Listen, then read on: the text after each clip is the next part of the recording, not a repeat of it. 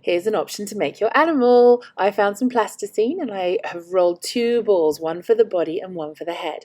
I'm pinching it into a muzzle shape and I pinched in some ears. And there are all four little cylinders to put some feet on. I'm using a pokey tool to make the shapes I need to make and just kind of separate pieces when it's very small for my hands. I'm going to add some other colours, so I'm making a little muzzle out of yellow just to give it some contrast, and I've put a nose on and I'm using that pokey tool, it's a needle tool from clay, to make holes in the muzzle. Then I'm adding some tiny dots for eyes, and then I'm going to start rolling because I need to make some stripes. So the eyes are in place.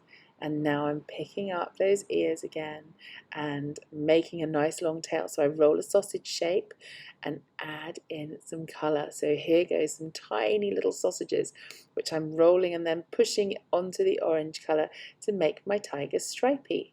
So I add them. They don't have to be perfect stripes. So you can see going around the face, they're not all the same length.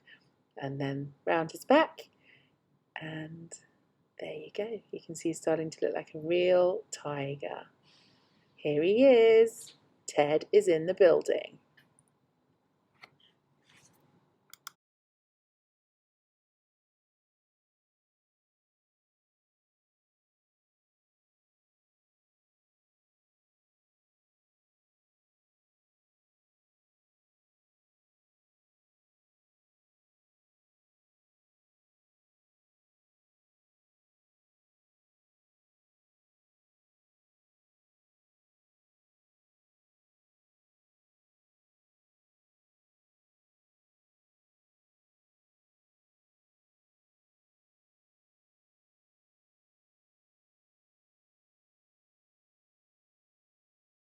So this is how to use iMotion. It's a free app that you can download. You click on New Movie, give your movie a name. As you can see, hello. You need to click on Manual. Do not use time lapse. That will automatically take the photo, so you need to click on Manual. When you've got your set ready to go, you will need to click Capture. The button that I'm using at the top there allows there to be an overlay. This is great in case you wobble it or you move your animal in the wrong place. You can then push everything back to where it originally was, because it gives you a ghost image, which is really helpful and will make sure that you do not do too many large movements.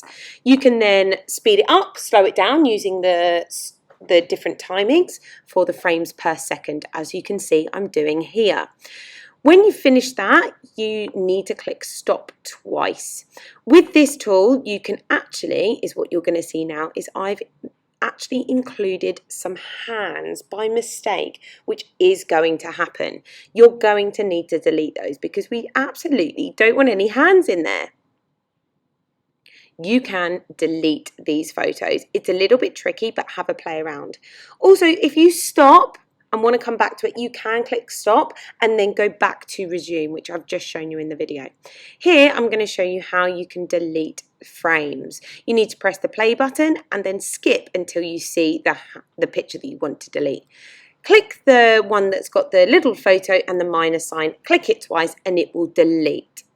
You can also add in any still frames using the camera picture at the top, or you can add in any other photos using the middle one, or you can even add some music.